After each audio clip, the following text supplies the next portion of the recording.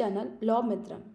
आज हम राजस्थान एपीओ और राजस्थान जुडिशरी दोनों ही एग्जामिनेशंस में आने वाला the probation of offenders act deal करेंगे। The probation of offenders act में जैसे आपको ऑफेंडर्स का तो सभी को पता होगा ही, मतलब क्या होता है। इससे पहले हम लोग इसके प्रोविज़न से डील करें, इस एक्ट के प्रोविज़न से इसके जो बेसिक टर्म्स है उनको समझ लेते हैं। तो जो ये वर्ड है प्रोबेशन, ये एक्ट जनरली प्रोबेशन दो ही वर्ड से डील कर रहा है, प्रोबेशन और एक है एडमोनिशन।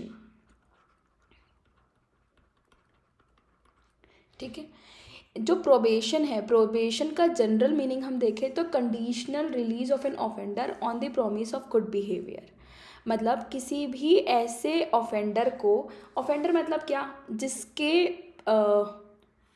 जो भी एक गिल्टी प्रूव्ड हो गया है, मतलब जो गिल्टी प्रूव्ड हो गया है, उसके ऊपर ट्रायल चल गई है और ट्रायल होने के बाद जजमेंट हो गया है और वहाँ पे उसको हमने मान लिया है कि ये एक ऑफेंडर है। ठीक है, उस ऑफेंडर को कंडीशनल मतलब कंडीशन के साथ, प्लस कंडीशन के साथ रिलीज़ करना कि वो उस टाइम पे, जिस टाइम पे उसको रिलीज़ किया है, वो मीन टाइम गुड बिहेवियर रखेगा, पीस मेंटेन करेगा और ऐसे किसी भी कंडीशंस को इन्फ्रिंज नहीं करेगा जिसके परसुएंस में उसको रिलीज़ किया गया है। जो ये वर्ड है प्रोबेशन, ये लेटिन वर्ड से डिराइव हुआ है। ठीक है, इसका जो लेटिन टर्म है ये है प्रोबेर। प्रोबेर का मतलब होता है टू टेस्ट या टू प्रूव। टू टेस्ट मतलब क्या, कि हम यहाँ पे टेस्ट करेंगे ऑफेंडर को कि जिस टाइम पे हमने उनको रिलीज़ किया है उस टाइम पे वो गुड बिहेवियर में है या नहीं है, या हम लोग उनको टेस्ट करेंगे कि ये नॉर्मल सोसाइटी में नॉर्मल पर्सन की तरह रह सकते हैं या नहीं रह सकते। जनरली इसका कॉन्सेप्ट समझो कि अगर कोई भी ऐसे यूथफुल ऑफेंडर्स रहते हैं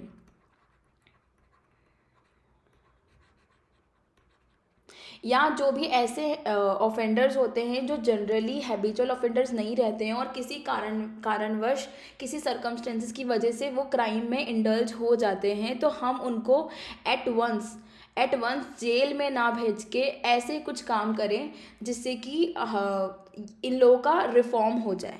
ठीक है, अब ये जो पूरा टर्म है ना, इसका क्या मतलब है ये समझ लेते हैं। It is a treatment device. Probation एक डिवाइस है, एक डिवाइस की तरह है, एक इंस्ट्रूमेंट की तरह है, जो कि डेवलप हुआ था नॉन कस्टोडियल अल्टरनेटिव। मतलब यहाँ पे कस्टडी में नहीं रख के उसका कुछ अल्टरनेटिव निकाला है, which is used by the magistracy where guilt establish. मैंने बता दिया ऑलरेडी कि जहाँ पे भी ऑफेंडर गिल्टी इस्टेब्लिश हो जाता है तब ये प्रोबेशन और ऑफेंडर की बात एडमोनिशन की बात आती है।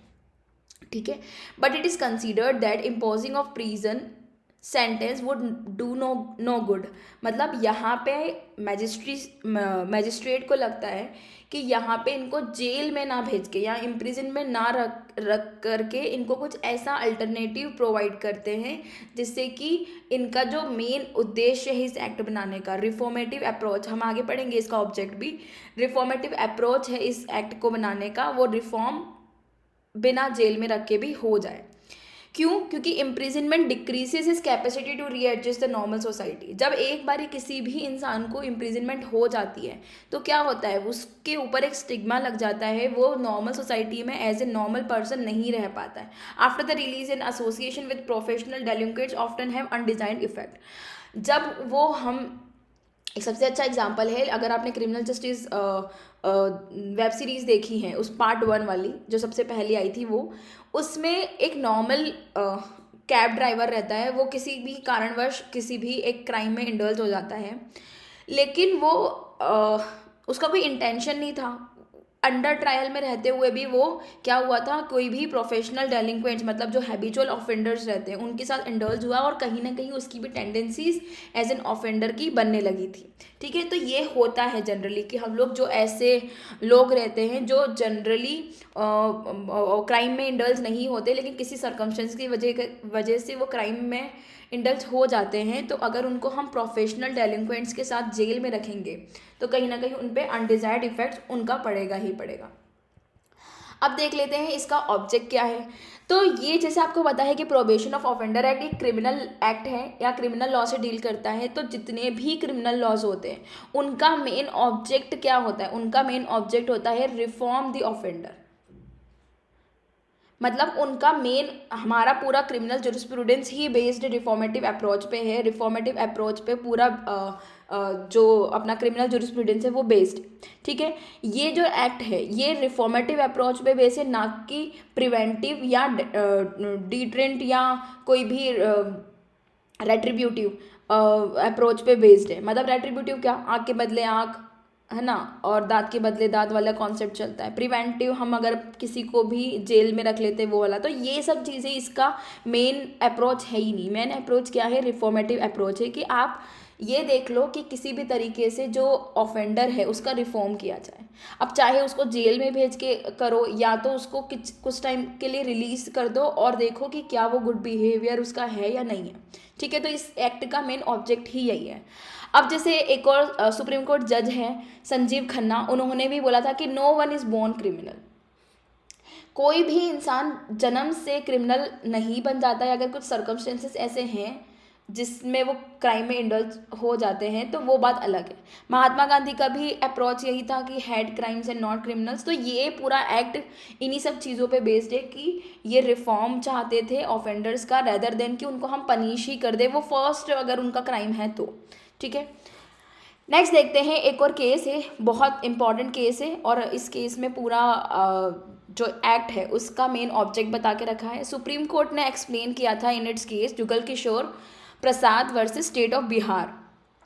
इसमें बोला था कि जो ऑब्जेक्ट है इस एक्ट का is to prevent the conversion of youthful offenders into an obdurate criminals as a result of their association with hardened criminals of mature age in case the youthful offenders are sentenced to undergo imprisonment in jail। वही सब चीज़ें घुमा घुमा के बोल रहे हैं कि अगर हम किसी भी यूथफुल ऑफेंडर्स को, मतलब जो पहली बार या जो कम एज के हैं, 21 ईयर्स से कम वाली एज में हैं और उनसे छोटे मोटे कोई भी क्राइम, मतलब अपन आगे पढ़ेंगे सेक्शन नंबर 3-4 में कि 2 साल से पहले तक के या थेफ्ट वगैरह में छोटे मोटे क्राइम्स में अगर इंडल्ज हो जाते हैं तो वहाँ पे अगर हम उनको पनिश कर दें एट वंस तो कहीं ना कहीं उनके साथ इनजस्टिस होगी। क्यों? क्योंकि वो उस जेल में रह के हार्डेंड क्रिमिनल से इंडल्ज होंगे। जो मैच्योर एज के हैं उनके साथ एसोसिएट होंगे, उनके साथ रहेंगे। और जैसे ही हम जानते ही हैं सब कि हम जिनके साथ रहते हैं ज़्यादा वैसे ही हम बनते जाते हैं। तो यूथफुल ऑफेंडर्स भी एक हार्डेंड क्रिमिनल ना बन जाए, इस एक्ट का मेन ऑब्जेक्ट यही है। अब आते हैं इस एक्ट के मेन प्रोविजंस पे कि इसके प्रोविजंस क्या क्या बात करते हैं। तो जो ये एक्ट है इसका एक्ट नंबर देख लेते हैं पहले। एक्ट नंबर है 20 ऑफ 1958, ठीक है। इनेक्टमेंट हुआ था 16 मई 1958। अब इसकी कमेंसमेंट डेट की समझो। कमेंसमेंट डेट हमेशा हमने एक्ट में देखी है कि कमेंसमेंट डेट एक ही होती है हर स्टेट के लिए, या अपने लोकल लॉज होते हैं तो वो एक ही, मतलब अलग अलग होती है अपने अपने स्टेट्स की। लेकिन इस एक्ट में ये है कि ये एक्ट एसोसिएट है सेक्शन नंबर 360 ऑफ सीआरपीसी से। मतलब सीआरपीसी हमको इसके साथ पढ़ना है। अब आगे देखेंगे हम वो भी, लेकिन यहाँ समझो कि ये हर एक स्टेट में स्टेट गवर्नमेंट अपने नोटिफिकेशन से बताएगी, ऑफिशियल नोटिफिकेशन से, कि उस स्टेट में इस एक्ट का कमेंसमेंट या इन्फोर्समेंट कब होगा, ठीक है। तो अगर जैसे हम लोग राजस्थान एपीओ सामने आ रही है एग्ज़ाम और राजस्थान जुडिशरी सामने आ रही है एग्ज़ाम, है ना, तो उसी के लिए मेन डील कर रहे हैं। तो उसके रिगार्डिंग हम देख लेते हैं कि उसकी इन्फोर्समेंट डेट कब है, उसकी कमेंसमेंट डेट कब है। तो राजस्थान के लिए देखें तो राजस्थान के लिए इसकी कमेंसमेंट डेट, इस एक्ट की कमेंसमेंट डेट है 1 अक्टूबर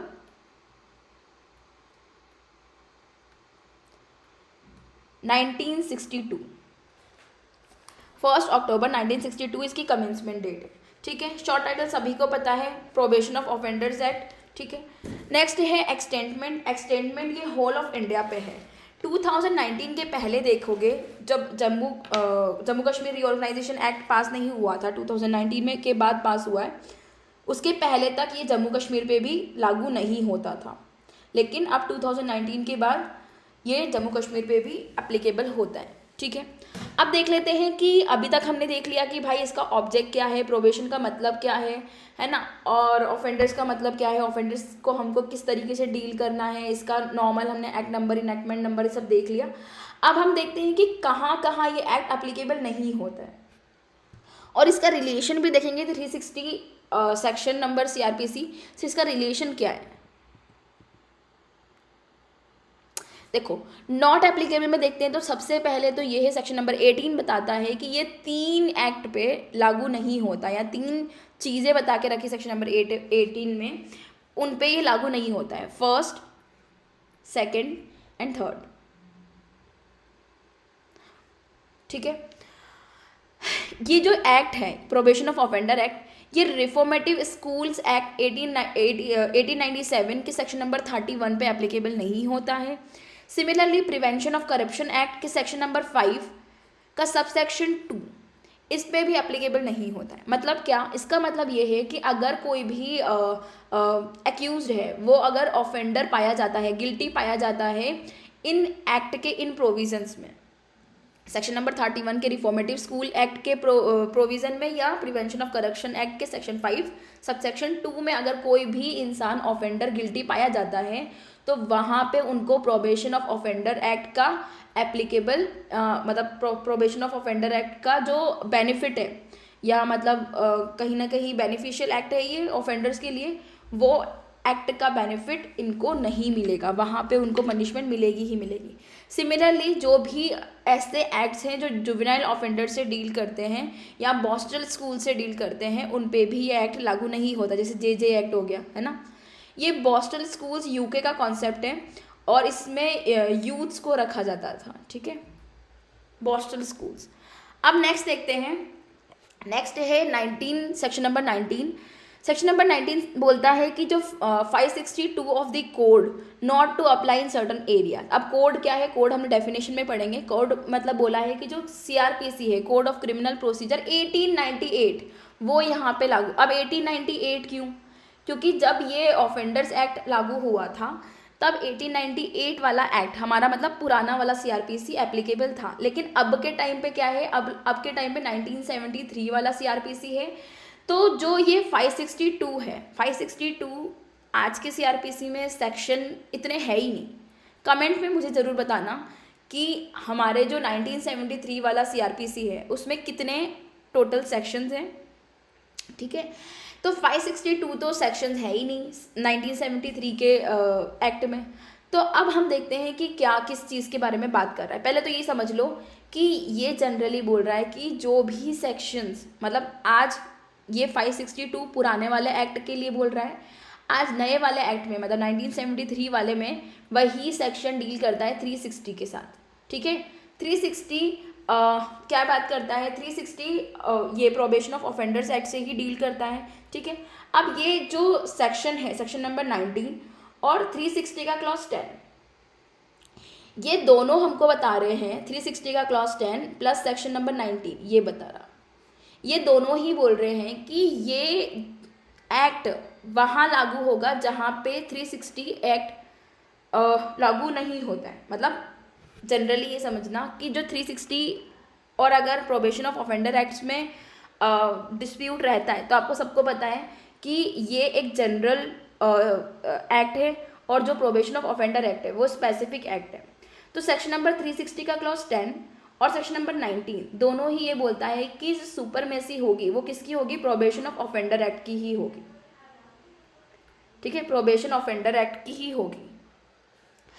अब देखते हैं कि इसमें क्या बोलना चाह रहा है, तो हम लोग इसको एक स्लाइड के थ्रू समझते हैं कि दोनों में क्या डिफरेंस है। सेक्शन नंबर 19 क्या बोलता है और सेक्शन नंबर 360 का क्लॉज 10 क्या बोलता है ना। प्रोबेशन ऑफ ऑफेंडर एक्ट में क्या डिफरेंस है और 360 में क्या रिलेशन है, ये सब चीज़ें देखते हैं, रिलेशन क्या है या क्यों ये इसके साथ डील करते हैं, आप बात करते हैं। अब मेरी बात समझो कि जो सेक्शन नंबर 360 है इसमें भी प्रोबेशन की बात की जा रही है,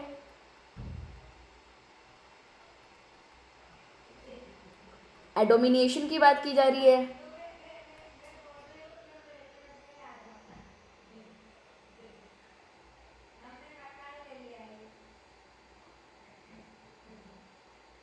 सॉरी एडमोनिशन, ठीक है। प्रोबेशन की बात की जा रही है, एडमोनिशन की बात की जा रही है, ठीक है। अब जो सेक्शन नंबर 360 है, ये एक ही एक्ट में दोनों ही मतलब एक ही एक्ट में दोनों चीज़ डील कर रहा है। मतलब क्या, जो 360 का क्लॉज 1 है, 360 का क्लॉज 1 है वो बात करता है प्रोबेशन की, और जो 360 का क्लॉज 3 है या सबसेक्शन 3 है वो बात करता है एडमोनिशन की, ठीक है। लेकिन जो ये प्रोबेशन ऑफ ऑफेंडर एक्ट है, इसके लिए अलग अलग सेक्शंस में इस एडमोनिशन और प्रोबेशन की बात की जा रही है। सेक्शन नंबर 3 जो है इस एक्ट का वो बात करता है एडमोनिशन की, और सेक्शन नंबर 4 जो है इस एक्ट का वो बात करता है प्रोबेशन की, ठीक है। अब इन दोनों में डिफरेंस, दोनों एक ही बात कर रहा है, दोनों के प्रोविजंस एक ही चीज़ों से डील कर रहे हैं, तो डिफरेंस क्या है, पहले डिफरेंस समझ लेते हैं कि दोनों के डिफरेंस क्या है, ठीक है। अब जो प्रोबेशन ऑफ ऑफेंडर एक्ट है, इसमें एक प्रोबेशन ऑफिसर को अपॉइंट किया जाता है, प्रोबेशन ऑफिसर को अपॉइंट किया जाता है, लेकिन इसमें ऐसी कोई भी बात नहीं है। अब प्रोबेशन ऑफिसर को क्यों अपॉइंट किया जाता है, तो जब कोर्ट को सेक्शन नंबर 3 में अपना डिस्क्रिशनरी पावर एक्सरसाइज करना है और सेक्शन नंबर 4 में अपना डिस्क्रिशनरी पावर एक्सरसाइज करना है, तो वहाँ पे ये प्रोबेशन ऑफिसर से एक रिपोर्ट मंगाते हैं और उस रिपोर्ट के थ्रू डिसाइड करते हैं कि किसी भी इंसान, मतलब जो भी ऑफेंडर उनके सामने है, उसको एडमोनिशन या प्रोबेशन पे रिलीज करना है या नहीं करना है, ठीक है। नेक्स्ट है सुपरविजन ऑर्डर।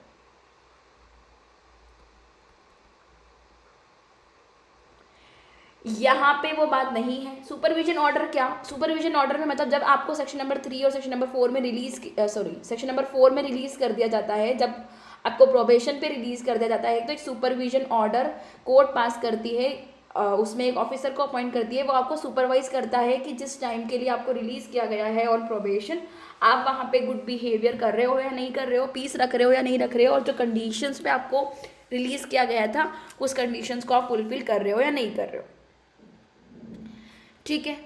अब बस यही डिफरेंसेस हैं इस पे। हाँ, और एक और कि ये देखो स्पेसिफिक केसेस हैं जो हम सेक्शन नंबर 3-4 पे पढ़ेंगे, उन्हीं पे डील करता है, और जनरल है ये जो सेक्शन नंबर 360 है, ये जनरल है, ठीक है।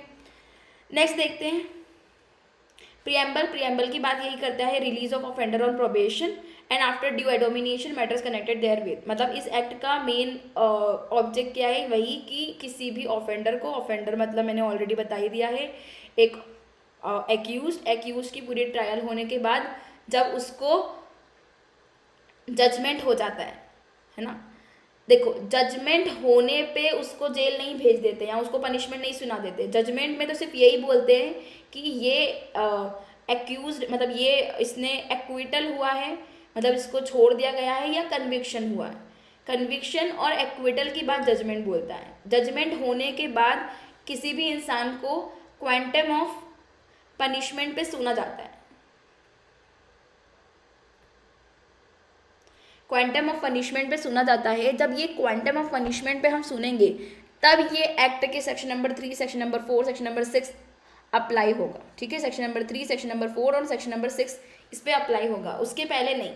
तो यही बोला है कि ऑफेंडर्स वर्ड यूज हुआ है यहाँ पे, ना कि एक्यूज्ड वर्ड हुआ है ना। ऑफेंडर का कॉन्सेप्ट समझ लिया, इसके बाद ही हमको मतलब समझना है कि यहाँ पे ये पहली स्टेज पे प्रोबेशन का बेनिफिट नहीं मिलता है। जब इंसान गिल्टी पाया जाता है और उनको क्वांटम ऑफ पनिशमेंट में अब समझेंगे कि यहाँ पे इसको जेल में भेजना है या इसको प्रोबेशन पे रिलीज करना है, ठीक है। ये कोर्ट का मैटर होता है कि वो डिसाइड करेंगे कि जेल में भेजना है या प्रोबेशन पे रिलीज करना है।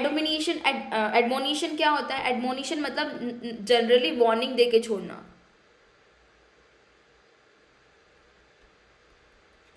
वार्निंग दे के छोड़ना कि भाई नेक्स्ट टाइम से आप ये क्राइम नहीं करोगे, ठीक है। छोटे मोटे ऑफेंसेस में होता है, जैसे मान लो कि कोई भिखारी था, ठीक है, भिखारी ने उसको भूख लगी थी, तो उसने क्या करा कि किसी भी होटल से कुछ चुरा लिया, ठीक है, कोई होटल से उसने कुछ चुरा लिया, तो उसमें क्या उसको हम सीधे जेल भेज दें, नहीं। तो यहाँ पे एडमोनिशन पे उसको छोड़ दिया जाता है, चिल्ला के यहाँ की डांट फटकार करके कि भाई नेक्स्ट टाइम से आप ऐसे कोई भी ऑफेंस नहीं करोगे, ठीक है, अब डेफिनेशंस देख लेते हैं। कोड की डेफिनेशन बता के रखा है, means the code of criminal procedure.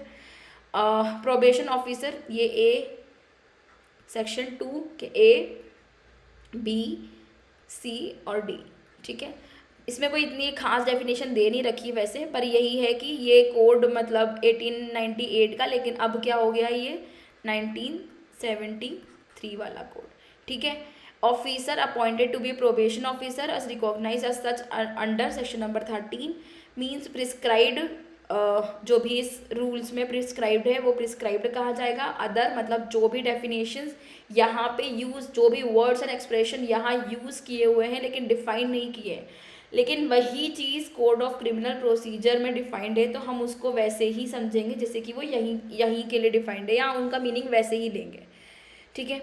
अब इसके बाद जो मेन सेक्शंस है 3, 4, 5 हम उसको नेक्स्ट वीडियो में पढ़ेंगे। आप अभी के लिए सिर्फ ये ऑब्जेक्ट वगैरह आप देख लेना, और हम एक बार ये शॉर्ट में ये 360 और 19 का डिफरेंस एक बार और समझ लेते हैं कि ये क्या बोलना चाह रहा है। तो जैसे कि आपको पता है कि पहले जब ये एक्ट हुआ था, मतलब बना था, तब पुराना वाला एक्ट 562 वाला सेक्शन चलता था, लेकिन अब अमेंडमेंट हुआ ना, ये 1973 कर लेना, ठीक है।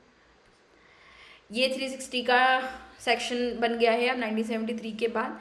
देखो 361 जो है उसको मैंडेटरी करता है जज को कि आप क्यों नहीं किसी इंसान को बेनिफिट दे रहे हो प्रोबेशन ऑफ ऑफेंडर्स एक्ट का, आपको ये रीज़न बताना पड़ेगा, ठीक है। 1958 का एक्ट देखें तो उसके बाद probation of offender act release हो गया था, मतलब इनैक्ट हो गया था। वो बोला था प्रोबेशन ऑफिसर्स को अपॉइंट करने के लिए जो कि रिस्पॉन्सिबल होगा, क्या किस चीज़ की रिस्पॉन्सिबिलिटी थी प्रोबेशन ऑफिसर की, to give a pre sentence report. ये रिपोर्ट प्रोड्यूस करते हैं बिफोर मजिस्ट्रेट, और उसके बाद देखा जाता है कि इनको रिलीज़ करना है या नहीं करना है। And also supervise the accused during the release of the probation. ये जो दोनों एक्ट है, सेक्शन नंबर 19 इस एक्ट का और section number 360 clause 10 sub section 10 CrPC का, दोनों ही एक्सक्लूड करता है इस किसको, सीआरपीसी को, जहाँ पे ये एक्ट अप्लीकेबल है। मतलब जहाँ जहाँ पे भी ये एक्ट अप्लीकेबल हो जाएगा प्रोबेशन ऑफ ऑफेंडर एक्ट, तो वहाँ पे 360 ऑटोमेटिकली एप्लीकेबल नहीं रह जाएगा, ठीक है। Thank you. आज के ये वीडियो में हम सिर्फ ऑब्जेक्ट समझे हैं और बेसिक कॉन्सेप्ट समझे हैं। प्रोबेशन ऑफ ऑफेंडर्स एक्ट का क्या ऑब्जेक्ट है, प्रोबेशन का क्या मतलब है, एडमोनिशन का क्या मतलब है। नेक्स्ट इसकी जो भी वीडियो होगा उसमें हम बहुत मोस्ट इम्पॉर्टेंट बोल सकते हो आप कि इस एक्ट के कॉन्सेप्ट समझेंगे, वो हम नेक्स्ट वीडियो में समझेंगे। Thank you, keep watching, bye bye.